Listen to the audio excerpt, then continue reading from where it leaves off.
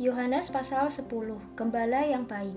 Aku berkata kepadamu, sesungguhnya siapa yang masuk ke dalam kandang domba dengan tidak melalui pintu tetapi dengan memanjat tembok, ia adalah seorang pencuri dan seorang perampok. Tetapi siapa yang masuk melalui pintu, ia adalah gembala domba. Untuk dia, penjaga membuka pintu dan domba-domba mendengarkan suaranya dan ia memanggil domba-dombanya masing-masing menurut namanya dan menuntunnya keluar. Jika semua dombanya telah dibawanya keluar, ia berjalan di depan mereka dan domba-domba itu mengikuti dia karena mereka mengenal suaranya. Tetapi seorang asing pasti tidak mereka ikuti, malah mereka lari daripadanya karena suara orang-orang asing tidak mereka kenal. Itulah yang dikatakan Yesus dalam perumpamaan kepada mereka, tetapi mereka tidak mengerti apa maksudnya ia berkata demikian kepada mereka. Maka kata Yesus sekali lagi, Aku berkata kepadamu, sesungguhnya akulah pintu ke domba-domba itu. Semua orang yang datang sebelum aku adalah pencuri dan perampok, dan domba-domba itu tidak mendengarkan mereka. Akulah pintu, barang siapa masuk melalui aku, ia akan selamat dan ia akan masuk dan keluar dan menemukan padang rumput. Pencuri datang hanya untuk mencuri dan membunuh dan membinasakan. Aku datang supaya mereka mempunyai hidup dan mempunyainya dalam segala kelimpahan. Akulah gembala yang baik. Gembala yang baik memberikan nyawanya bagi domba-dombanya. Sedangkan seorang upahan yang bukan gembala dan yang bukan pemilik domba-domba itu sendiri, ketika melihat serigala datang meninggalkan domba-domba itu lalu lari, sehingga serigala itu menerkam dan mencerai-beraikan domba-domba itu. Ia lari karena ia seorang upahan dan tidak memperhatikan domba-domba itu. Akulah gembala yang baik dan aku mengenal domba-dombaku dan domba-dombaku mengenal aku. Sama seperti Bapa mengenal aku dan aku mengenal Bapa dan aku memberikan nyawaku bagi domba-dombaku. Ada lagi padaku domba-domba lain yang bukan dari kandang ini. Domba-domba itu harus kutuntun juga dan mereka akan mendengarkan suaraku dan mereka akan menjadi satu kawanan dengan satu gembala.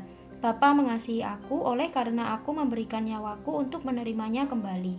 Tidak seorang pun mengambilnya daripadaku, melainkan aku memberikannya menurut kehendakku sendiri. Aku berkuasa memberikannya dan berkuasa mengambilnya kembali. Inilah tugas yang kuterima dari Bapakku. Maka timbullah pula pertentangan di antara orang-orang Yahudi karena perkataan itu. Banyak di antara mereka berkata, ia kerasukan setan dan gila, mengapa kamu mendengarkan dia? Yang lain berkata, itu bukan perkataan orang yang kerasukan setan. Dapatkah setan memelekkan mata orang-orang buta? Yesus ditolak oleh orang Yahudi. Tidak lama kemudian tibalah hari raya pentahbisan Bait Allah di Yerusalem. Ketika itu musim dingin, dan Yesus berjalan-jalan di Bait Allah di Serambi Salomo.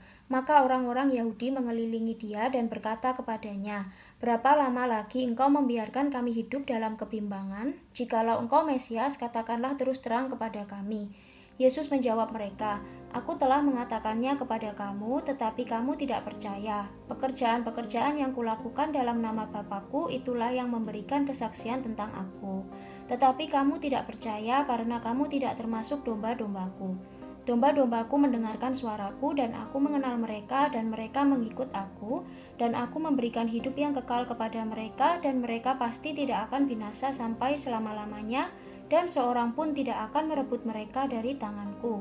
Bapakku yang memberikan mereka kepadaku lebih besar daripada siapapun dan seorang pun tidak dapat merebut mereka dari tangan Bapa. Aku dan Bapa adalah satu. Sekali lagi orang-orang Yahudi mengambil batu untuk melempari Yesus. Kata Yesus kepada mereka, banyak pekerjaan baik yang berasal dari Bapakku yang kuperlihatkan kepadamu. Pekerjaan manakah diantaranya yang menyebabkan kamu mau melempari aku? Jawab orang-orang Yahudi itu, bukan karena suatu pekerjaan baik maka kami mau melempari engkau, melainkan karena engkau menghujat Allah dan karena engkau sekalipun hanya seorang manusia saja menyamakan dirimu dengan Allah. Kata Yesus kepada mereka, Tidakkah ada tertulis dalam kitab Taurat kamu, aku telah berfirman kamu adalah Allah? Jikalau mereka kepada siapa firman itu disampaikan disebut Allah, sedang kitab suci tidak dapat dibatalkan, masihkah kamu berkata kepada dia yang dikuduskan oleh Bapa dan yang telah diutusnya ke dalam dunia, engkau menghujat Allah, karena aku berkata, aku anak Allah? Jikalau aku tidak melakukan pekerjaan-pekerjaan Bapakku, janganlah percaya kepadaku. Tetapi jikalau aku melakukannya dan kamu tidak mau percaya kepadaku, percayalah akan pekerjaan-pekerjaan itu, supaya kamu boleh mengetahui dan mengerti bahwa Bapa di dalam aku dan aku di dalam Bapa. Sekali lagi mereka mencoba menangkap dia, tetapi ia luput dari tangan mereka.